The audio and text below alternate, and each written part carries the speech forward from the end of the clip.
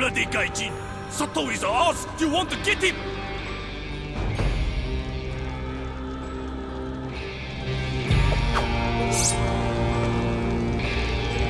Red Steel for the Wii is the video game equivalent of some sort of PG-13 rated straight-to-DVD action movie. It can be fun for a while, but it's going to have you shaking your head once all is said and done. The analogy runs deeper since the plot is straight out of a movie like that.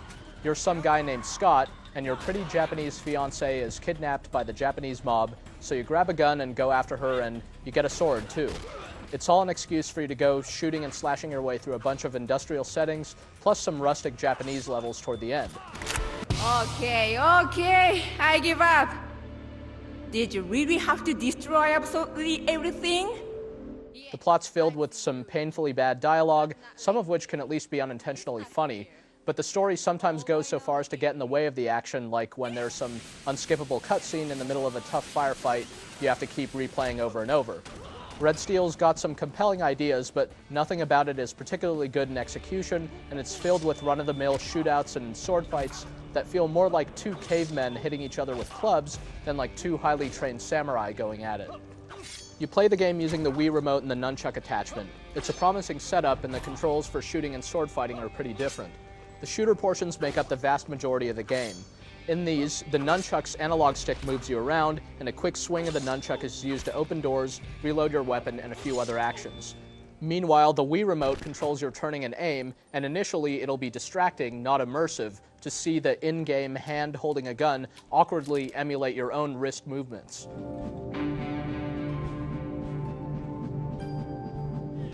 You press down the A button to go into an aiming mode, and you can zoom in by moving the Wii remote forward, which isn't intuitive, but it works. There's a generous auto-aim window to help you line up your shots, and once you get used to these controls, they do work pretty well. However, they don't feel better or any more realistic than the standard controls used for other first-person shooters on consoles and the PC. These are just different. The shooting itself is highlighted by some destructible environments and really over-the-top explosions. But the enemy artificial intelligence is pretty lacking, as sometimes you'll see guys running right past you and doing other boneheaded things. Up until late in the game, it's easy to kill bad guys in droves, especially since your health quickly recharges if you avoid taking damage for a couple of seconds. Of course, you've got those sword fights in addition to all the running and gunning.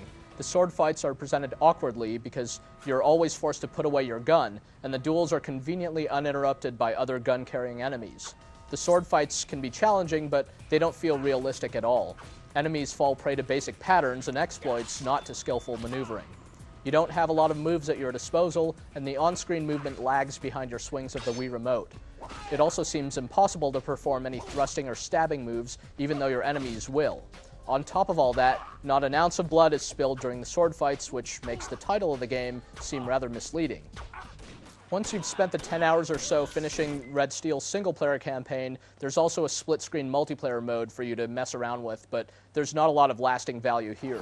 There are only 4 multiplayer maps to choose from, and the modes are all based on a standard deathmatch. There's one particularly weird mode, but overall the action in multiplayer feels quite flat, and the game's presentation definitely doesn't help. Red Steel has an interesting control scheme, and some of the action is decent, but that's about the best that can be said for it. The presentation might have looked good had this game come out on the GameCube like 2 years ago, but by today's standards, it's seriously below par.